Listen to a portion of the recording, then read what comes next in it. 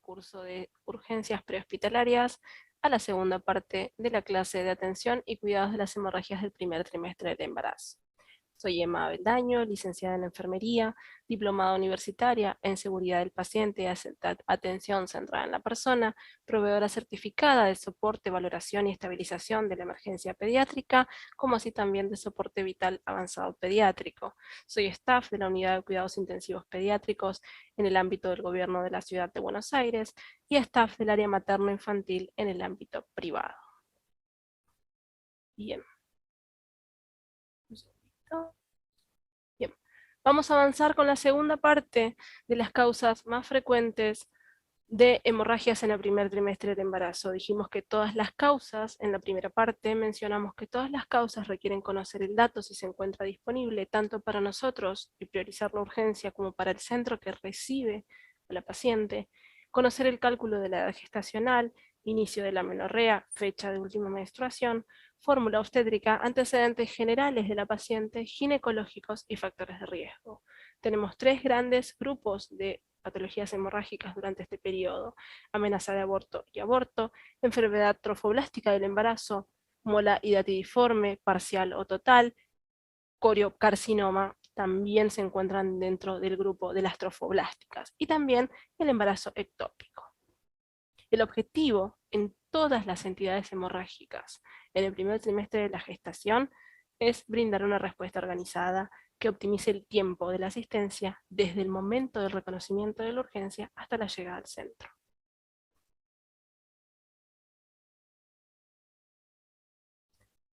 Como dijimos al final de la primera parte de la clase,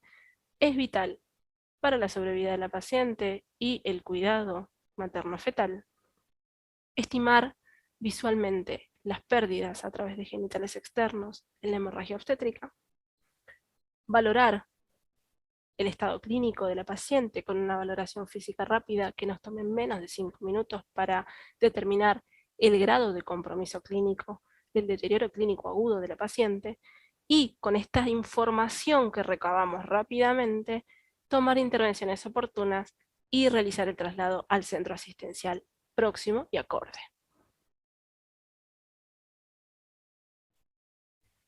Al final de la primera parte de la clase, nosotros mencionamos la herramienta utilizada en la actualidad desde el año 2006, desde su publicación hasta la actualidad, de la tabla en la cual podemos hacer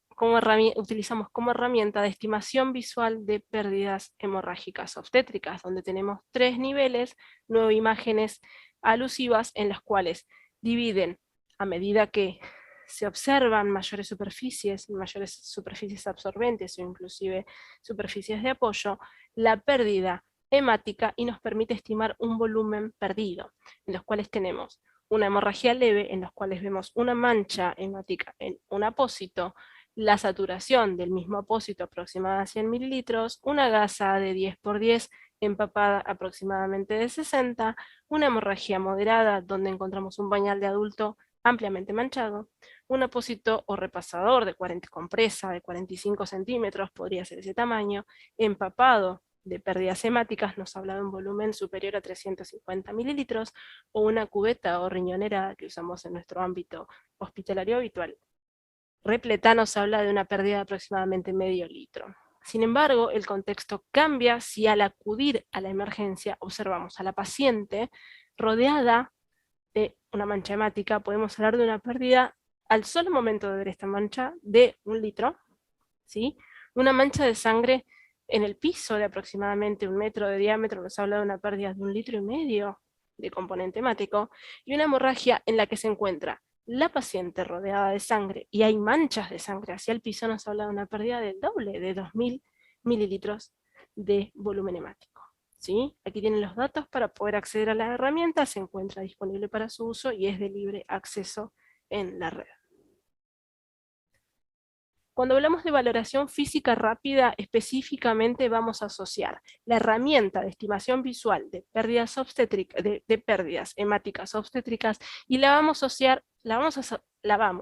asociar rápidamente a los 3 niveles de pérdida de volumen sanguíneo y a 3 niveles de emergencia en leve, moderado a grave. ¿Sí? donde vamos a tener en esta tabla que ustedes ven a la derecha, una pérdida menor entre 500 a 1000 mililitros, podemos encontrarnos clínicamente con un sensorio en la paciente normal que responda a órdenes simples, con niveles de perfusión de relleno capilar del lecho unguial normal, una presencia de pulso menor a 100 latidos por minuto, una presión sistólica superior a 90 milímetros de mercurio y se observa un grado de choque ausente. Esto va a variar a medida que se observan mayores pérdidas, a mayor volumen, y aquí cambiamos el color en el triage de verde a amarillo y rojo respectivamente. Dentro de los 5 indicadores clínicos que tomamos habitualmente en cualquier urgencia, no solo en obstétrica, no solo en la obstétrica, sino que en esta particularmente la vamos a considerar obstétrica hemorrágica, le vamos a agregar un sexto indicador que va a ser el índice de shock que voy a explicarles a continuación. Entonces, en la valoración física rápida, más allá de los datos de antecedentes obstétricos, antecedentes de riesgos conocidos, fórmula obstétrica donde conozcamos el número de gestas, si hubo su finalización por parto, cirugía cesárea o aborto, antecedentes clínicos de relevancia y todo dato que nos pueda brindar la paciente como su acompañante para tomar información y conformar el escenario clínico para tomar decisiones e intervenir adecuadamente, rápidamente y priorizando el nivel de la urgencia. Vamos a considerar la frecuencia cardíaca y la tensión arterial. El grado de perfusión, valorando el lecho unguial, al presionarlo durante 2 segundos y soltarlo y ver el grado de relleno. El estado de conciencia con la escala de coma de Glasgow rápidamente en menos de 30 segundos deberíamos poder valorarla. Y la estimación visual de la hemorragia, de la que hablamos con anterioridad al final de la primera parte de la clase y en la que hablamos recientemente, y les voy a explicar a continuación la utilización de esta herramienta que es el índice de shock, que toma 2 indicadores clínicos. En entornos extrahospitalarios vamos a recordar que tenemos un escenario completamente disímil al que podríamos tener en el ideal de hospitalario con insumos, estructura, tiempos, equipo, integrantes, que son totalmente ausentes en la urgencia extrahospitalaria. Entonces, en entornos extrahospitalarios, para priorizar el grado de la urgencia, prevenir el riesgo de mortalidad por shock hipovolémico con daño irreversible, la valoración del deterioro clínico es la clave.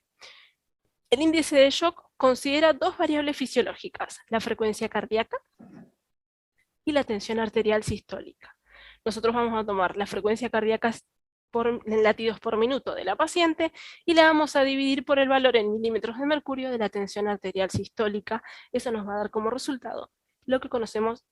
en utilidad clínica como índice de shock. Esto está asociado con parámetros de perfusión tisular y de desenlace clínico directo. Un valor normal de índice de shock en una persona adulta es de 0,5 a 0,7 y en el embarazo es un valor normal de 0,7 a 0,9 con esta variabilidad. Tenemos que saber también que fisiológicamente durante el embarazo hay una vasodilatación de la vasculatura sistémica para la adaptación de la gestación y nutrición del embrión desde la semana 5ª de la gestación, que esto es dentro del primer trimestre. Entonces, tenemos que saber que un índice de choque superior a 1 indica una pérdida sanguínea importante en casos de hemorragia obstétrica. Esto nos predice acerca de la necesidad de transfusión masiva de componentes sanguíneos y que se asocia con un mayor riesgo de mortalidad materna. ¿Por qué es importante la utilización del índice de shock? Porque nos puede pasar en un escenario clínico completamente adverso que no nos encontremos con la paciente en la cual podamos ver visualmente la hemorragia, quizás su familiar o quien acudió en el primer auxilio la higienizó y no podamos ver visualmente el grado de la pérdida hemática como primer observador. Entonces, utilizando estos 2 componentes en la valoración física rápida, obteniendo el valor de la frecuencia cardíaca en latidos por minuto y dividirlo por el valor de la tensión arterial sistólica en milímetros de mercurio, podemos tener rápidamente un índice de choque que nos prediga el escenario y el tiempo de llegada al centro receptor.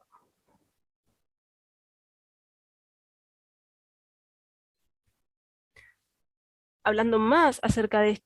este índice de variabilidad clínica, tenemos que saber que está comprobado que un índice de choque aumentado incrementa hasta 25 veces el riesgo de padecer alteraciones hemodinámicas en la paciente gestante, asociada directamente a shock hipovolémico, y la probabilidad de requerir hemotransfusión. Esto guarda relación con la tabla que mostramos hace 3-4 filminas acerca de la hemorragia leve, moderada o grave y su grado de choque.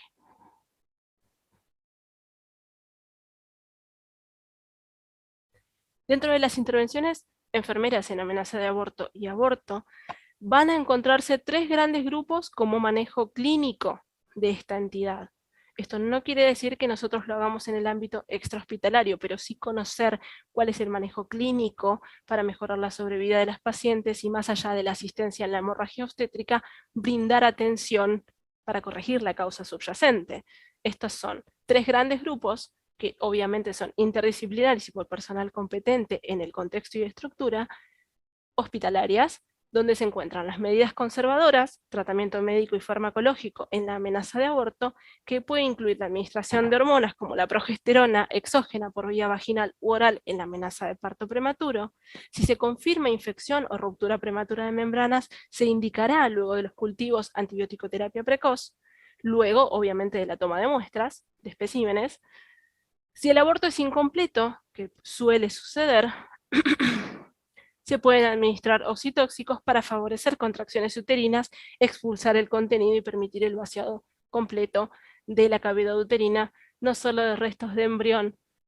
o feto, sino de los restos ovulares como placenta y membrana. También se puede llegar a requerir, si químicamente no se logra este vaciamiento, el tratamiento quirúrgico para la remoción de los restos de la gestación o el caso de la muerte fetal. En el grupo de intervenciones en la prevención de hemorragias, nosotros y todo el grupo de cuidadores vamos a tratar de priorizar las intervenciones que incluyen controlar constantes vitales y la detección de signos de shock hipovolémico en hemorragia grave o, en el caso de shock séptico, en abortos incompletos, intervenidos de manera tardía, tratando la causa subyacente. Implementar una venoclisis de gran calibre superior a 18 gauges y reponer fluidos, esto es soluciones isotónicas o unidades de glóbulos rojos, hemoderivados, plasma fresco, si así se requiere. Control de la evacuación de la diuresis para evaluar el grado de perfusión renal y evaluar la respuesta al tratamiento. Esta es una valoración y revaloración continua en el ámbito hospitalario y dentro del plan de cuidados, en el cual se busca mantener una tensión arterial normal para la edad, una frecuencia cardíaca menor a 90 latidos por minuto, donde haya un gasto metabólico normalizado, y el aumento de la eliminación de orina mayor a 100 mililitros en las 4 horas de periodo de tiempo. Y en el grupo de prevención de sepsis post-aborto, tenemos que saber que el aborto incompleto favorece un ambiente para la replicación bacteriana con infección primaria del endometrio, miometrio, otros órganos pelvianos que puede llevar a la sepsis por órganos anexos. El examen clínico general incluye la valoración de la piel y mucosas, el grado del sensorio, la tensión arterial, la frecuencia cardíaca, la temperatura axilar, la palpación abdominal suave y su valoración, así la palpación es dolorosa, la auscultación abdominal, valorando la presencia de ruidos hidroaéreos. Y, por supuesto, lo que corresponde exclusivamente al ámbito médico certificado, si así lo considera la disciplina, es el examen ginecológico médico, que implica la valoración de la vagina, cervix, útero y anexos, con justificación clínica determinada por el tratante. Todo esto, como dijimos, corresponde al ámbito hospitalario. Nosotros, en el ámbito extrahospitalario, tenemos que apuntar nuestras intervenciones a la prevención y al control de las hemorragias. Esto va a incluir controlar las constantes vitales, detección de signos de shock. Esto incluye la filmina de valoración física rápida, que incluye valoración de constantes vitales, deterioro del sensorio y el índice de shock, y la valoración de la estimación de pérdidas hemorrágicas visual, y tratar la causa subyacente. La acción inicial está destinada a la reposición rápida de volumen y la identificación de la causa. La instauración de una venoclisis periférica con un gran calibre superior a 18 gauges y la reposición de fluidos isotónicos, solución fisiológica, Ringer lactato o hemoderivados si así se requieren. Vamos a ver luego lo que dicen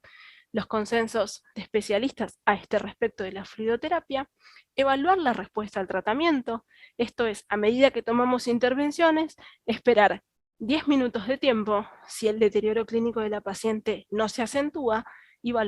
revalorar constantes vitales que están a nuestro completo alcance dentro de la ambulancia, que son la tensión arterial normal, una frecuencia cardíaca de menos de 90 latidos por minuto y el aumento de la eliminación de orina mayor a 100 mililitros en 4 horas.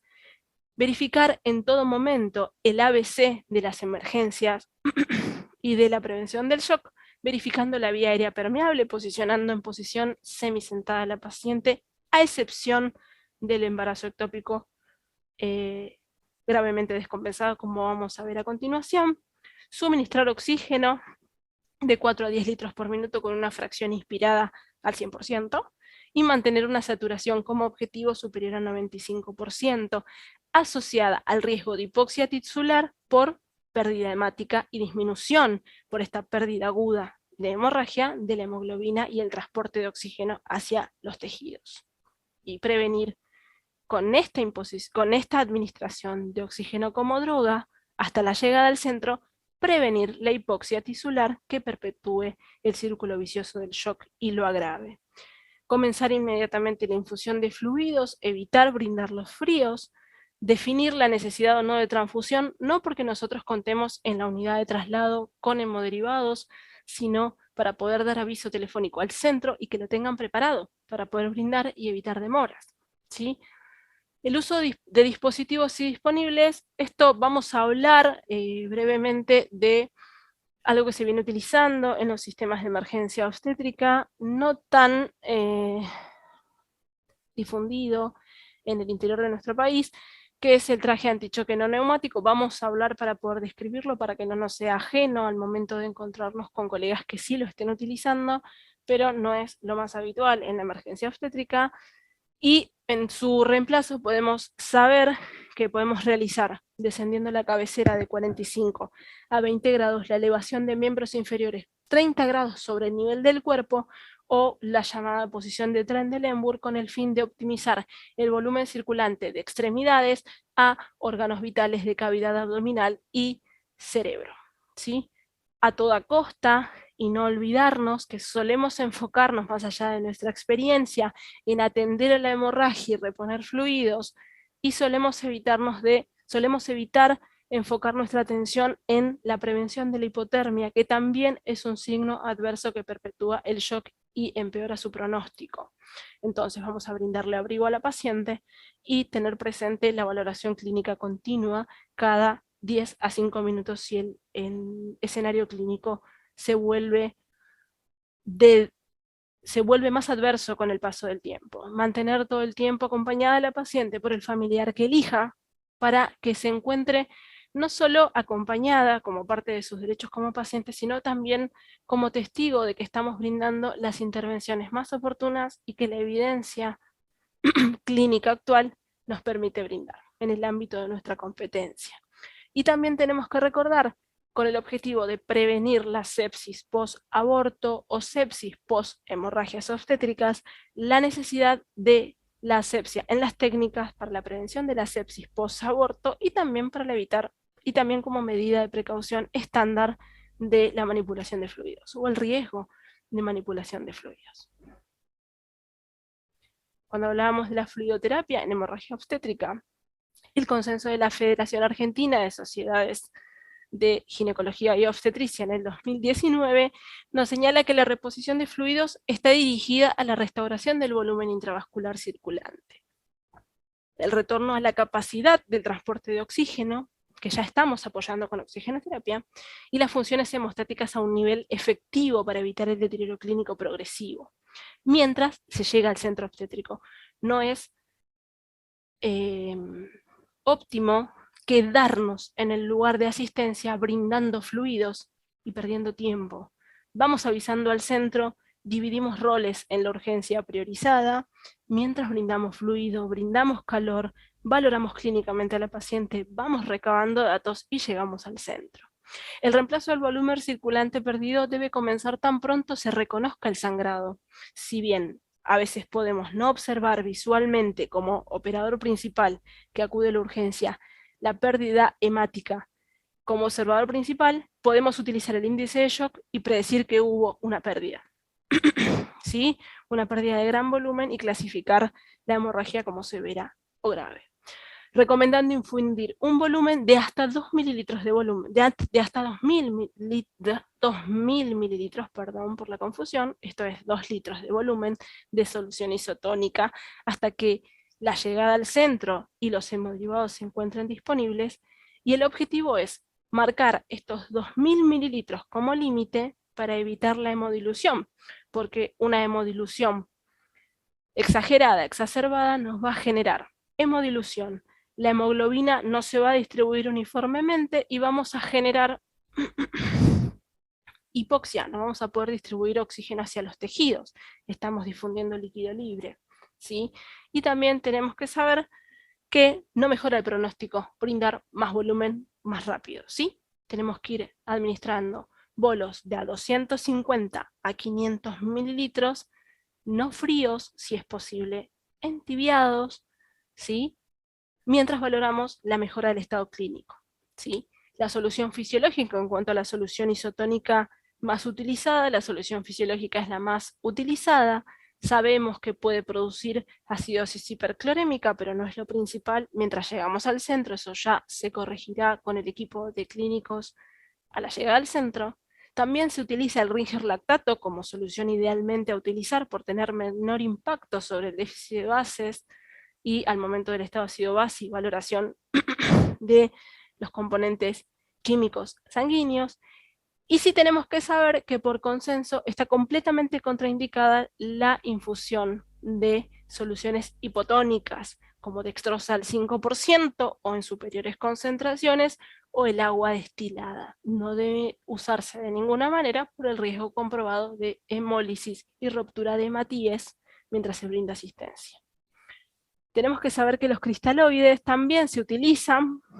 en el inicio del protocolo de reanimación con fluidos. También se puede utilizar en este contexto mientras nos indique un operador médico con la técnica read-back, leer y reconfirmar telefónicamente lo que nos acaban de indicar con nombre y con apellido y con tiempo, hora y minutos de la indicación, donde se pueden indicar la infusión de drogas uterotónicas como la oxitocina, que requiere de cadena de frío, o en el caso de encontrarnos disponible en la unidad con carbetocina, 100 microgramos de manera endovenosa diluida, pero tenemos que saber que en nuestro ámbito público esto es de un costo elevado y hay altas probabilidades de que no la tengamos disponible. También tenemos soluciones coloides como la Hemacel, que es la poligelina, que tiene un tiempo de permanencia en el intravascular de 2 a 4 horas, esto nos permitiría cubrir la llegada al centro. Almidón, que también es llamado con su marca comercial Volumenal 6%, que tiene un mayor tiempo de permanencia, pero en la bibliografía disponible y en los grados de evidencia actual no demostraron superioridad en relación a las soluciones hipotónicas tibias y brindadas rápidamente, oportunamente, con un límite de hasta 2000 mililitros hasta la llegada al centro, y corrección de la causa subyacente. También tenemos, como hablábamos del dispositivo, que tampoco es tan difundido en el ámbito de la provincia de Buenos Aires, en el ámbito público de asistencia en las urgencias, les presento de todos modos un traje anti-choque no neumático, esto quiere decir que no se infla, son una especie de fajas que se colocan progresivamente desde los miembros inferiores, desde la región caudal hacia la abdominal, en el orden numérico que se facilita para poder aplicarlos, se colocan en los miembros inferiores hasta el abdomen, con la contraindicación absoluta de que si hay un feto viable superior a 20 semanas de edad gestacional, se contraindica al 100% su uso. El objetivo es aplicar una contrapresión circunferencial que permita utilizar el 30% del volumen circulante que irriga extremidades y que no es tan necesario para la sobrevida en el momento del shock hemorrágico, ¿sí? Tenemos que saber que los números 4, 5 y 6 contienen una especie de relieve que genera presión abdominal, por lo cual es el motivo por el cual se contraindica su uso luego de la semana 20 de edad gestacional por el crecimiento uterino y el riesgo de compresión de circulación uterina y de las estructuras para irrigar al feto que necesita nutrirse mientras se llega al centro, ¿sí? Con lo cual, recordamos, esta es la utilización. Nosotros actualmente la reemplazamos con el descenso de la cabecera de la paciente a 15 grados para mantener su vía aérea permeable y elevar 30 grados los miembros inferiores por sobre el nivel del cuerpo para aprovechar el reflujo del volumen circulante de extremidades y optimizar la circulación de órganos vitales abdominales, de la cavidad abdominal y cerebral. Vamos a hablar del segundo subgrupo de enfermedades hemorrágicas del primer trimestre de la gestación, que corresponden a la enfermedad trofoblástica del embarazo. Como tal, se define como una patología que se caracteriza por una proliferación anormal de un tejido trofoblástico. Cuando se implanta el embrión en el endometrio, preparado con receptividad endometrial para la gestación, se convierte en trofoblasto. Luego evoluciona para seguir progresando y convertirse en un embrión viable que permita la generación de producto viable embrionario, ¿sí? Entonces, la enfermedad trofoblástica del embarazo es una proliferación anormal de este tejido en la etapa trofoblástica y es utilizada para describir un grupo de tumores tipificados por una proliferación anormal. Las llamadas molas son placentas inmaduras excesivamente edematosas, y ahora vamos a ver en una imagen clínica de anatomía patológica por qué se llaman molas, por el tejido molar, ¿sí? Edematosa y burbujeante, y incluye el concepto de distintas presentaciones clínicas que se determinan luego de su exéresis quirúrgica. En mola hidatidiforme completa se utiliza todo el espacio de la cavidad uterina. Si es parcial, lo cual permitiría el crecimiento de un embrión, mientras el tejido anómalo trofoblástico continúa creciendo exacerbadamente, y la mola invasiva maligna por invasión y destrucción miometrial cuando progresa y profundiza la estructura endometrial. En la fase inicial del embarazo trofoblástico se secreta gonadotropina coriónica humana, la hormona que es inequívoca de confirmación del embarazo. Sin embargo, en esta entidad patológica, la hormona estimula síntesis de progesterona y estrógenos para mantener la gestación hasta que la placenta se desarrolla suficientemente para asumir esta función. Sin embargo, en la enfermedad trofoblástica se sigue generando esta cantidad de hormona que perpetúa el crecimiento anómalo de estas molas dentro de la cavidad y que impide la gestación, el curso normal de la gestación en esta primera etapa embrionaria, ¿sí? Para disminuir falsos positivos es conveniente medirla, no solo en sangre cuantitativamente, sino en orina, ya que nos va a informar acerca de la cantidad de gonadotropina coriónica humana en fase beta que están circulando en estos tumores y si son de distinto tipo, como subunidades libres o fragmentos, ¿sí? Sumado a la presencia de un crecimiento uterino exagerado para la edad gestacional, un nivel extremadamente alto de subunidad beta va a configurar el diagnóstico de embarazo molar. Tenemos que saber que el único manejo clínico en la sospecha de embarazo molar es siempre la evacuación quirúrgica del útero, con análisis histológico por anatomía patológica de este tejido, que por supuesto excede a la urgencia extrahospitalaria.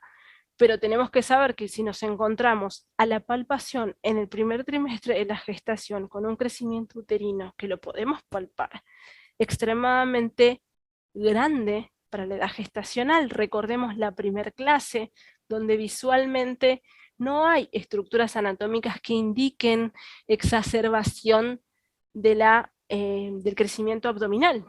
¿sí? Pero sin embargo, si en un primer trimestre de la gestación palpamos un crecimiento, podemos llegar a pensar en la presencia de la enfermedad trofoblástica y que constituye una emergencia obstétrica que puede generar hemorragias. La sintomatología que se detalla va a tener una mayor expresión en pacientes con una mola completa y con embarazos aproximadamente es hacia el final del primer trimestre de la gestación. Hay casos de mola parcial o de gestaciones molares donde el cuadro es similar al del aborto, con pérdidas hemáticas leves y dolor o no asociado referido, en cualquiera de sus etapas clínicas, tanto en amenaza de aborto como en el aborto. Aquí tenemos una tabla pequeña que pueden capturar para utilizar, donde sabemos que en un embarazo normal y saludable, entre las semanas 3 y 4 de la gestación, vamos a encontrar en sangre rangos de gonadotropina coriónica humana que van de 9 a 130 mililitros, perdón, miliunidades internacionales por mililitro de sangre, y que en un embarazo molar va a generarse valores excesivamente altos por este crecimiento anómalo molar del trofoblasto, ¿sí? Y es con eso que el equipo de clínicos genera el diagnóstico, lo orienta y lo confirma con ultrasonografía, ecografía, y lo confirma con anatomía patológica luego de la exéresis y el vaciamiento uterino.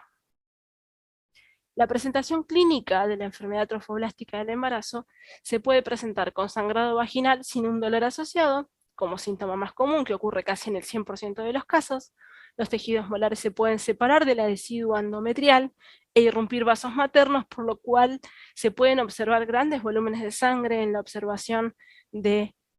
pérdidas hemorrágicas obstétricas, y también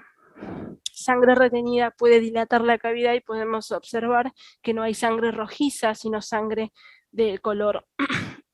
amarronado. Podemos observar, como dijimos recién, una altura uterina mayor a la esperada para la edad gestacional. En la bibliografía de la clase les voy a mostrar visualmente los centímetros que se espera que crezcan el útero asociado a las semanas de gestación, que nos puede servir como valoración de utilidad en el ámbito extrahospitalario para observar el crecimiento o las semanas de edad gestacional si no contamos con el dato de la fecha de última menstruación. Y la confirmación definitiva siempre es luego de la cirugía de exéresis anatomopatológica. También la paciente podría presentar vómitos, que ocurre en 1 de cada 4 pacientes, esto es un gran nivel estadístico de hasta el 25%, donde hay un tamaño uterino excesivamente aumentado y relacionado con un gran incremento, como dijimos recién al mostrar la tabla, de gonadotropina coriónica humana que genera náuseas, ¿sí? La embolización trofoblástica es algo extremadamente raro que se puede manejar, se puede manifestar con dolor torácico y no hay reportes en nuestro país de esta presentación clínica. Entonces, esto es, si bien no atiende el ámbito extrahospitalario porque no realizamos ni ultrasonido ni nos vamos más allá de la valoración rápida clínica hasta la llegada al centro, tenemos que saber que una mola total ocupa toda la cavidad endometrial, presenta la característica ecográfica de tormenta de nieve, con estos pequeños puntitos que se marcan, puede ser total o puede ser parcial, como dijimos recientemente, donde en la forma parcial permite un crecimiento embrionario completamente patológico, que al crecer el embrión va a verse interrumpido por este crecimiento anómalo trofoblástico. Las intervenciones enfermeras en el embarazo, en la enfermedad trofoblástica del embarazo, son 3 grandes grupos. La identificación del diagnóstico, o sea, sospecharlo sería lo primero. En una paciente con un diagnóstico sugerente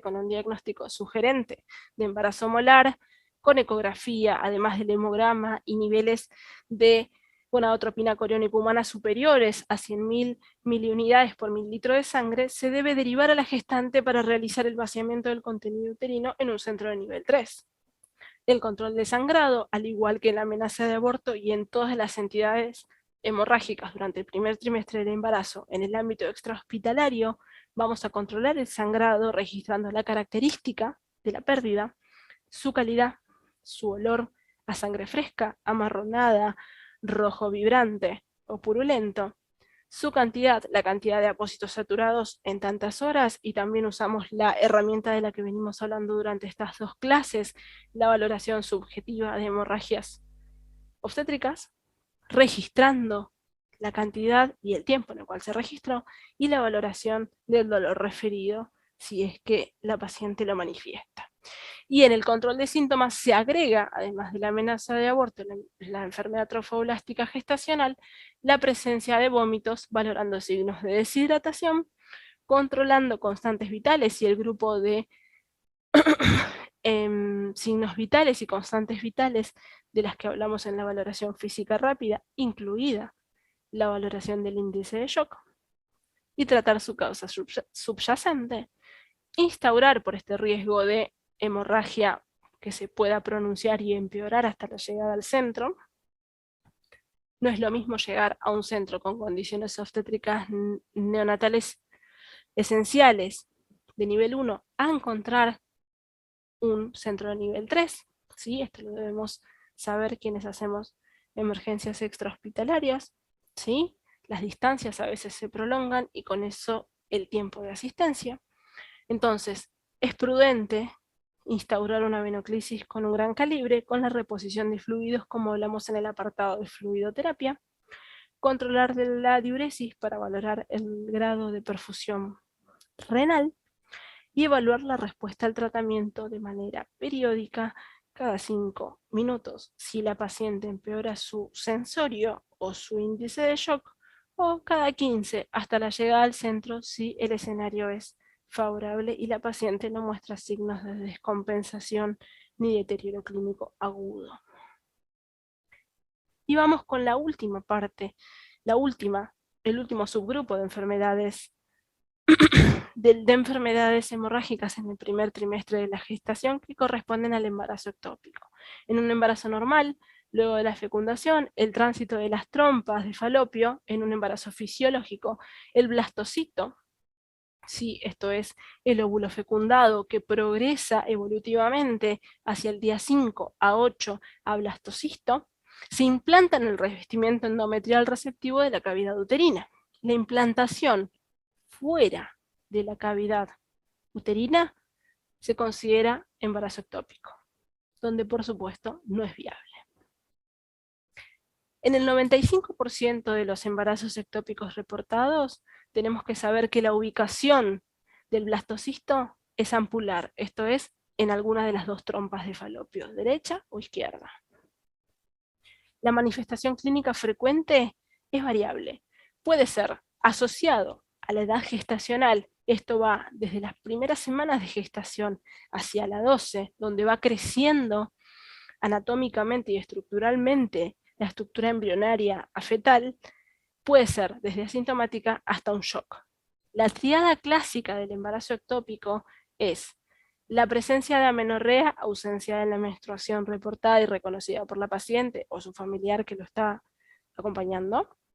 dolor abdominal en la fosa ilíaca asociada a derecha o izquierda según la implantación fuera del endometrio, y un sangrado vaginal irregular oscuro por ratio de poca intensidad. Clínicamente, si bien nosotros no hacemos la valoración quirúrgica, y volvemos a repetirlo, pero sí guarda relación con el escenario clínico que tenemos que imaginarnos al momento de la urgencia extrahospitalaria, tenemos que saber que la ubicación de un embarazo ectópico en la trompa se ve de esta manera, ¿sí? Saturando la trompa, llegando a desgarrarla. Aquí vemos el ovario y el istmo del útero, ¿sí? Entonces, continúa creciendo porque contiene los sustratos, no se detiene su crecimiento y el riesgo de ruptura y desgarro y hemorragia hemoperitoneal se incrementa con el paso del tiempo y la evolución de este embarazo ectópico patológico. En el embarazo ectópico requerimos una valoración clínica rápida para reconocer y tratar a la paciente hemodinámicamente inestable. Aunque el embarazo se considere no viable per se, tenemos que saber que existe la posibilidad de la estructura anexa desgarrada, la presencia de un hemoperitoneo con un sangrado interno que no podamos valorar a través de pérdida de genitales externos, porque el sangrado no se va a realizar dentro de la cavidad uterina, entonces no vamos a poder verlo a través de la estimación visual de hemorragia obstétrica. Sin embargo, la cavidad peritoneal va a poder alojar este sangrado continuo a medida que pasa el tiempo, y el riesgo vital se incrementa, el riesgo vital materno, si no se trata rápidamente. Entonces, decidí para esta entidad clínica hablar directamente de un escenario clínico, más allá de terminología clínica o de riesgos reportados, que es con lo que nos vamos a encontrar habitualmente tanto en la sala de urgencias obstétricas como en el abordaje extrahospitalario. Imaginémonos una mujer de 21 años de edad que refiere a dolor abdominal y que refiere que empezó de forma repentina hace aproximadamente 3 horas. Les voy a pedir que imaginen este escenario clínico como posible de aparición en cualquiera de los llamados que recibamos para asistir a la urgencia extrahospitalaria. Nuestra usuaria nos cuenta que al principio apareció en la parte inferior del abdomen este dolor, pero que ahora lo siente de forma generalizada. También nos dice que se siente mareada y con náuseas, y que sobre todo estas náuseas y este mareo se acentúan cuando se para, cuando se incorpora o cuando se sienta. También siente como si tuviera un hombro golpeado, como si tuviera uno de sus 2 hombros adolorido, generalmente el hombro derecho. Y que no notó secreciones a través de los genitales externos, no notó que manchó ningún apósito genital y que no nos señala síntomas ni urinarios ni digestivos recientes.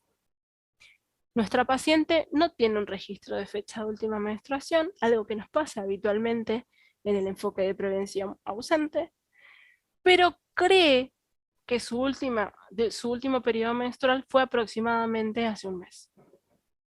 Nos cuenta que tiene una pareja regular y nos cuenta que con frecuencia no utilizan métodos de barrera, ¿sí? Hace 3 años sufrió un aborto. A sus 19 años de edad, esto es, hace 2 años antes de abordarla en el momento de la urgencia y de la consulta, ingresó al hospital por presentar una infección genital y se le diagnosticó clamidia, que recibió tratamiento. Avanzando con esta simulación de escenario clínico, ¿sí?, vamos a reflexionar lo siguiente como profesionales en la urgencia con el objetivo de brindar una atención organizada, valoración clínica rápida y priorizando la urgencia. En la exploración, nuestra paciente la encontramos pálida y con signos de dolor referido. Presenta somnolencia intermitente. Todavía la encontramos acostada en la cama porque al sentarse o parar, nos refiere mareo y náuseas. Mareos y náuseas. Su temperatura actual es de 35,9 grados Celsius. Su frecuencia cardíaca es de 120 latidos por minuto y la tensión arterial en descenso se encuentra en 95/50 milímetros de mercurio. Al palparla, sus extremidades se encuentran frías, sus manos se encuentran húmedas y pegajosas, lo que coincide con lo que recordamos clínicamente como sudoración profusa. Ella es de complexión delgada, pero al observar el abdomen se halla simétricamente distendido, lo que no correspondería en un primer trimestre de gestación, más allá de que ella no recuerda su fecha de última menstruación, no correspondería un abdomen simétricamente distendido o prominente para esta etapa de la gestación del primer trimestre. Presenta un dolor generalizado a la palpación leve, que podemos realizar como operadores técnicos y enfermeros sin realizar maniobras invasivas dentro del marco de nuestras competencias, y presenta un dolor de rebote y defensa. Cada vez que la tocamos, dobla las piernas y grita de dolor. Y no palpamos. En esta palpación rápida que hacemos, no hay masas evidentes y no se realizó, por supuesto, porque no nos corresponde, ya lo hablamos en la primera parte de la clase, no nos corresponde una exploración vaginal. Pero no hay masas palpables evidentes que nos hagan pensar en una enfermedad trofoblástica gestacional. Entonces, con lo que vimos en la primera clase acerca de fórmula obstétrica, alguien, ya sea quien está haciendo la valoración o quien asista, va a registrar. Hay una fórmula obstétrica que señala antecedentes de segunda gesta, parto 0, es nulípara, cirugía cesárea 0, pero sí un antecedente de AB el primero, ¿sí? Y que la fecha de última menstruación se desconoce. Estos datos los vamos a tener presente al momento de realizar la llamada al centro receptor. Con estos datos clínicos podemos asumir que la mujer en el contexto de urgencia con dolor abdominal, deterioro clínico general, podría padecer de un embarazo ectópico roto. En este caso hay factores de riesgo, como su aborto, como su infección genital confirmada, y la falta de seguimiento luego de CAB con una tratante que no nos da a entender en este interrogatorio rápido que se encuentra en seguimiento. ¿Sí? Y los síntomas de somnolencia, náuseas, dolor abdominal severo y dolor o malgia derecha son característicos del hemoperitoneo. Los invito a valorar clínicamente la omalgia y la hemorragia hemoperitoneal para confirmar este grado de evidencia y permitirnos mayor soltura al momento de valorar rápidamente una hemorragia en el ámbito extrahospitalario. Los hallazgos en la exploración de las extremidades frías y húmedas, abdomen distendido, taquicardia e hipotensión también nos sugieren un diagnóstico clínico y una prueba de embarazo podría confirmarlo. Las mujeres jóvenes, estadísticamente, tienden a compensar la hipovolemia, ¿sí? Y el hecho de que esta mujer en este momento se encuentre con extremidades frías y húmedas, con un grado de hipotensión marcado, nos sugiere que se encuentra gravemente mal, con un riesgo de seguir empeorando, y que debe ser derivada sin demora para un manejo definitivo.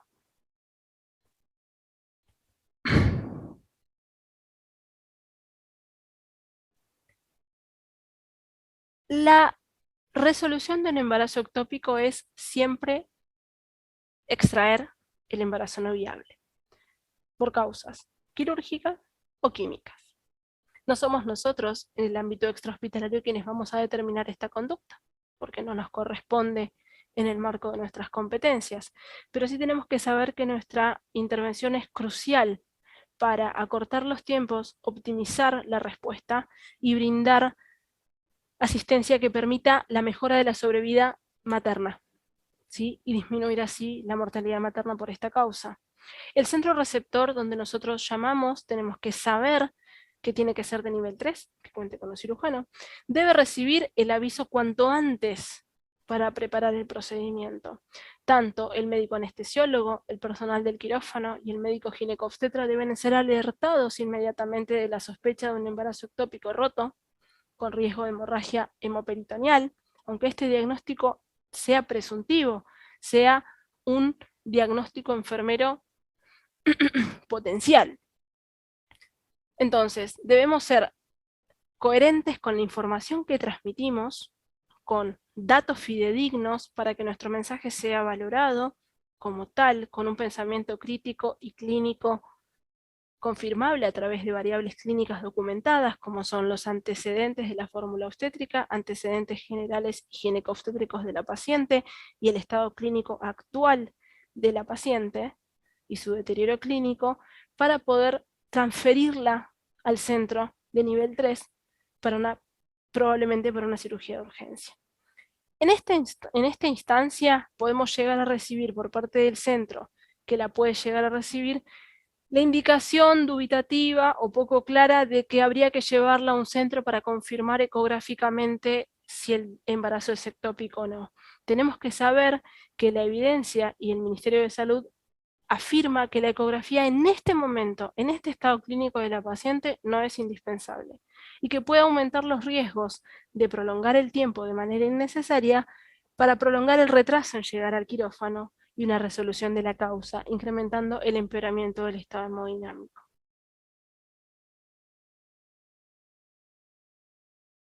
Entonces, nosotros en un embarazo ectópico podemos saber que la intervención enfermera en el extrahospitalario incluye el manejo inicial clave en el caso de sospecha de embarazo, es llamar al centro receptor y pedir un centro que pueda resolver la causa.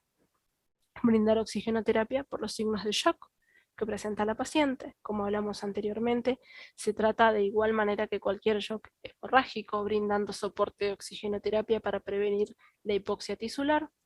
Colocar un doble acceso de venoclisis periférica de gran calibre para poder brindar líquidos isotónicos inmediatamente. Si se puede, y si así el médico receptor lo indica, la toma de muestra de hemograma medición de gonadotropina coriónica humana en su fase beta, y determinar grupo y factor por la probabilidad de requerir hemoderivados. No nos olvidemos en la valoración física rápida la valoración del índice de shock. Esto va a ser necesario para saber si llegamos con una paciente altamente descompensada y con requerimientos de hemoderivados, o por el contrario, que se compensó durante el traslado. La posición de decúbito con la cabecera baja, esta es la diferencia en relación a una amenaza de aborto, porque el abdomen se encuentra altamente dolorido, con rebote de defensa al palparlo, y lo vamos a usar como cuidado postural para evitar la presión abdominal, porque el hemoperitoneo se encuentra ocupado por líquido en cavidad. Un monitoreo continuo, de ser posible, si lo tenemos en la unidad móvil, donde constantemente estemos midiendo la frecuencia cardíaca, su presión arterial no invasiva y su temperatura, y registrar los cambios del estado clínico a medida que pasa el tiempo. Y la valoración del sensorio y el estado de conciencia mientras realizamos transversalmente el traslado urgente al centro especializado. Entendemos al shock hemorrágico y al riesgo de hipoxia celular desencadenada por la hipovolemia como la caída del retorno venoso y el gasto cardíaco. Son mayores las pérdidas que las compensaciones y la paciente se deteriora. La mantención de este estado va a provocar una falla orgánica múltiple y la progresión del shock. Hay un shock irreversible que puede progresar hasta ser letal si no se median medidas oportunas de intervención. En el embarazo ectópico, más allá de que no corresponden al ámbito extrahospitalario, la resolución quirúrgica suele ser la que se visualiza, donde se extrae el anexo ovular y la gesta, y se remueve la trompa de falopio afectada por el ectópico. Sin embargo, también tenemos otros escenarios menos adversos y de menor complejidad clínica y vital para los pacientes, donde el embarazo ectópico puede encontrarse hemodinámicamente estable. Imaginemos este escenario como hicimos en el caso anterior: una mujer de 37 años de edad que se presenta en urgencias, que refiere la presencia de una escasa secreción vaginal de color café y un dolor leve en la parte inferior del abdomen desde aproximadamente 2 días, que la preocupó y por eso llamó al servicio de urgencias. Recuerda, en este caso a diferencia del caso anterior, tiene un seguimiento de sus periodos menstruales, y recuerda que el último empezó hace 6 semanas y 3 días y que este es su primer embarazo. Y no refiere antecedentes de enfermedades previas. Nosotros, al valorarla físicamente, en una valoración clínica rápida, tenemos una frecuencia cardíaca compensada de 78 latidos por minuto, una tensión arterial normal de 115 milímetros de mercurio sobre 68, parece estar cómoda, no parece encontrarse con dolor. Al observar el abdomen no está distendido y en la palpación suave no se observan masas y no refiere dolor al palparlo. La exploración por medio de un espéculo que no es nuestra, supongamos que la realiza el médico que así lo considere, no corresponde a las competencias enfermeras ni técnicas. No hay sangrado a través de genitales externos y no hay dolor. Ella refiere una prueba de embarazo reciente en orina positiva y tiene justo un resultado de laboratorio sanguíneo de gonadotropina coriónica humana de 4.300 miliunidades internacionales por mililitro de sangre. Y también tiene el resultado de una ecografía transvaginal donde observa un útero vacío y una masa de más o menos 25 milímetros adyacente al ovario izquierdo, que tiene la apariencia de ser un embarazo ectópico, pero todavía no acudió al control. Se observa un pequeño saco gestacional dentro de la masa, pero no es visible el embrión ni se detecta el latido cardíaco. También en el mismo informe que tenemos de la ecografía a mano, no hay líquido libre en el saco de Douglas. En este tipo de embarazos compensados, sin descompensación hemodinámica y sin ruptura, se incluye en tratamiento médico quirúrgico, donde hay una escisión de la trompa y del embarazo ectópico de manera urgente, y si la evolución gestacional es de menor tiempo, de menor a mucho menos de 6 semanas, de 8 semanas, por la dimensión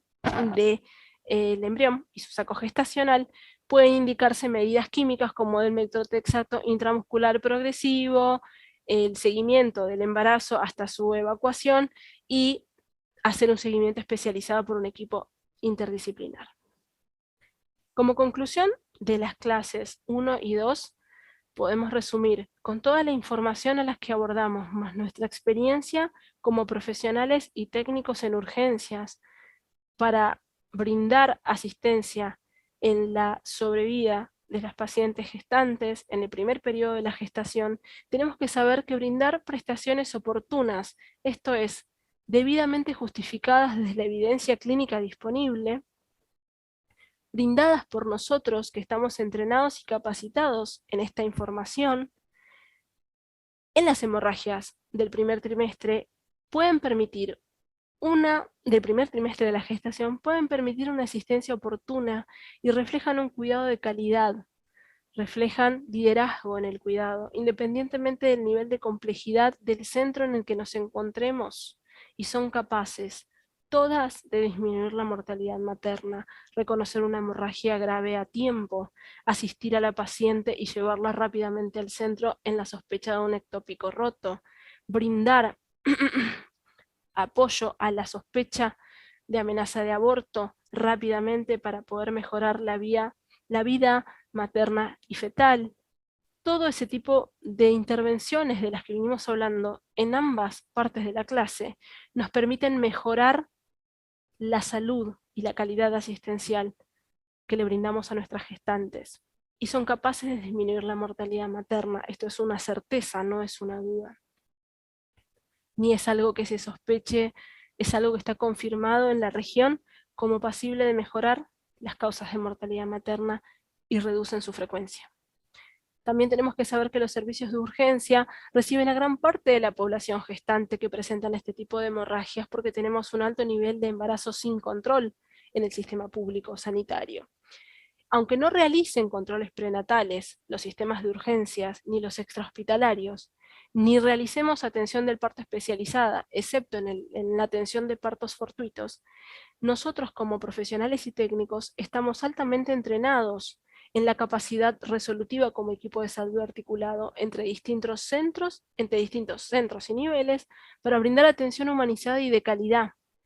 brindando intervenciones oportunas que prevengan el shock irreversible. Y podemos brindar una asistencia humanizada y de calidad a todas las gestantes que asistamos y que presenten cualquier complicación hemorragia durante este periodo de la gestación. Por lo cual les agradezco muchísimo su tiempo, les agradezco su atención durante estas dos clases y quedo a disposición para poder hablar, conversar y discutir clínicamente acerca de cualquiera de las afirmaciones de estas clases, con el objetivo de realizar una red colaborativa de trabajo y de mejora de conocimientos que nos permitan mejoras asistenciales. Muchísimas gracias por su atención y seguimos en contacto.